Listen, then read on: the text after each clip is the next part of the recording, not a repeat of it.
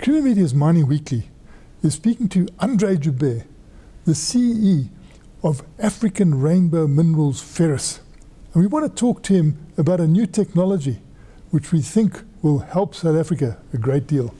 Andre. Hi, morning Martin. Can you give us some update on smelt technology, the smelt direct that you've got? So we felt in ARM that this is something that we really feel can re-industrialize South Africa and help South Africa to bring back ferroalloy production and also to revitalize all these dormant plants that we've closed down over the many years. The thing is, we are not beneficiating the ore that we're producing in South Africa, and this technology that we've developed does not need some magic support from government in terms of electricity or giving us power cheaper than before. What we can do here is we can produce as is, and we can convert those furnaces, and we can produce ferrochrome and ferromanganese at the low end of the cost curve and still make it profitable. So the progress that we've made, I've been to the USA, I've been to Saudi, and I've met various people in South Africa as well, and to expose them to this technology. And I must say, of all the people that I met, not one single one said this cannot work. They were all very impressed by this, and after very detailed due diligence, the answer came back, yes, this will work. So what we've done now is that we're partnering now with Glencore. And as you know, Glencore is one of the largest ferrochrome producers in South Africa. And I've just spoken to their CEO, Japie Fullard, and they're going through tough times. You know, the ferro business is not making money in South Africa, and it's really tough out there. And they are now working with us, and we've been doing work now for the last month in detail with them, and they've sent skeptics to us to really see if this technology works or doesn't work, or will it make a difference or not. And the feedback that I got is that the answer is this will work. It will definitely work, and it will make a change. So we're now in the process that we're really looking into the detail of that. We're doing the final work on the capital, etc., etc. And I think we will be able to give you some news by the end of May to say whether we're going to advance this project into a commercial state or not. That's incredible. And am I right, if I've got a smelter here, could I retrofit this to an existing smelter? And how much would that cost, and what was the implications? Yeah, the first answer is yes, absolutely. And this is what this technology is all about. You take existing infrastructure, existing what is there, and then we do, I wouldn't call it a small conversion, but we do quite a significant conversion on only one portion of your plant, and that is where the smelting takes place, and that's where the magic takes place.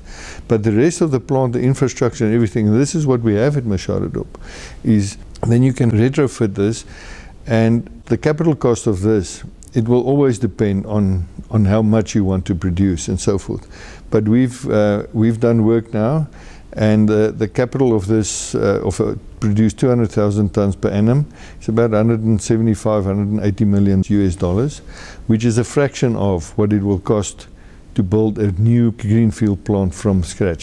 And that brings many benefits, you know, that we can revive existing plants in the exact area where they are, infrastructure is already there, air emission licenses, all of those things. So if we really want to, we can actually accelerate this quite hard, and it'll take about 2 years from nothing to having an operating plant if you retrofit this technology to existing plant. And when it comes to African Rainbow Minerals, are you going to put your money where your mouth is and actually do it at Machadodorp?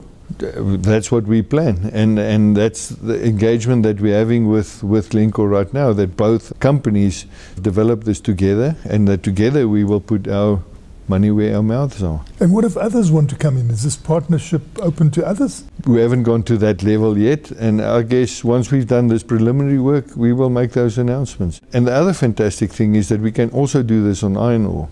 So it's not limited to chrome, it's chrome, manganese and iron ore. So I think there is exceptionally good promise here that we can revitalize and I would like to call it re-industrialize South Africa, and not just become an exporter of rocks, that we can become an exporter of a semi-finished final product that can generate much more revenue for South Africa and jobs. But the thing is, we were great ferroalloy producers. Yes, absolutely. But the high electricity price put us down. Yes. Why is this going to put us up now? Because just on ferrochrome, which is the most energy intensive of all of these three commodities that I mentioned, on ferrochrome we're going to use 70% less electrical energy than conventional smelting. And on manganese ore, it will be very much in that order. Iron ore is slightly different because they use blast furnace technology, but we can do it much more efficient, and then we can do it in smaller modular units to handle the up and downs of the market.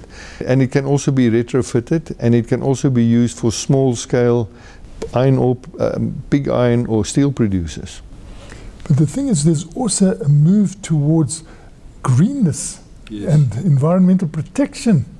And to what extent can you make this green?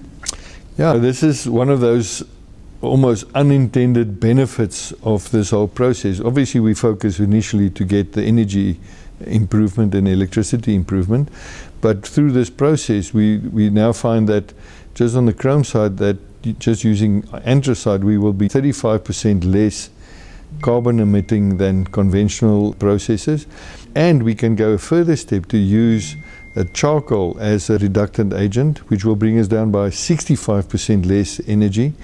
And then with this little bit of extra electricity that you use, because this is now not that big whack of energy that you use, now you can apply green electricity to that, so you can almost come back to a carbon zero impact of this, or at least carbon neutral in producing this. But I'm not putting on today that next week it will be carbon neutral.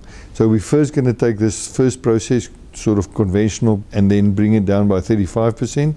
Next step, we've already done the test work, bring in the biocarbons, bring it down to 65%, and then ultimately the renewable electricity, and then we can bring it down to zero. And is this all going to be done under a new division within African Rainbow Minerals called ARM-MET? Yeah, what we've decided to do is similar to the platinum division, the ferrous division. We're going to now form a new division called African Rainbow Metal Technologies.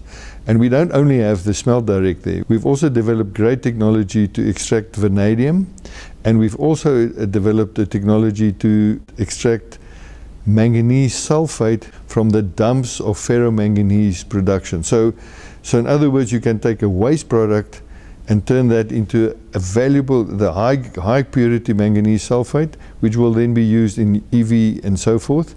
And then the final product, that you take a waste product out of the way, and the final waste product is going to be gypsum, which is used as a cement filler, or even a filler in your ceilings, etc.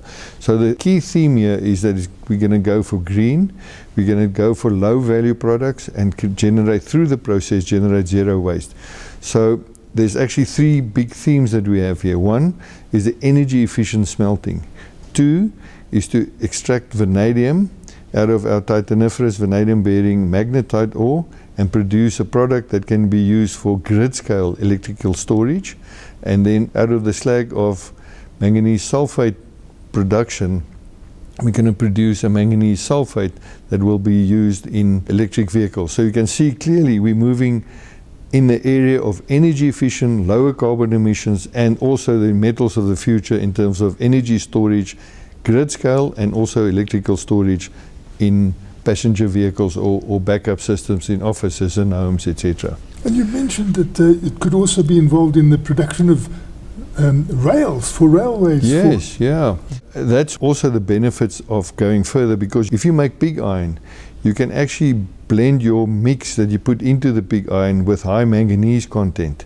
And in one process, you can produce a high manganese content pig iron that you can feed into a basic oxygen furnace and then make even strong quality steel that is good enough for rails.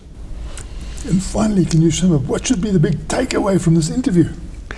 Yeah, we're making progress. And what I'm talking about is not fictional.